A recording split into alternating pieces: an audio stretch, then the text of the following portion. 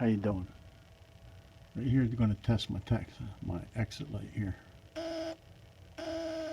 Okay. Now it sounds like an alarm. See? And the lights are not coming on. They should be coming on when I press this. I got power, as you can see. And there's my test light. And we open this thing up, and I have 2 batteries inside. 2 batteries. Now,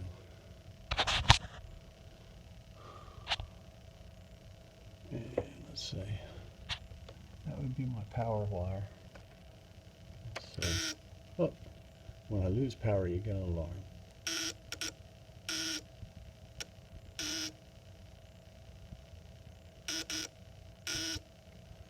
So, that means something there. So, we're going to figure out how to fix this. All right, take it easy. All right, just switch the batteries out here. Big test there. That's how it's supposed to work. Okay, now I'm just going to put the cover back in.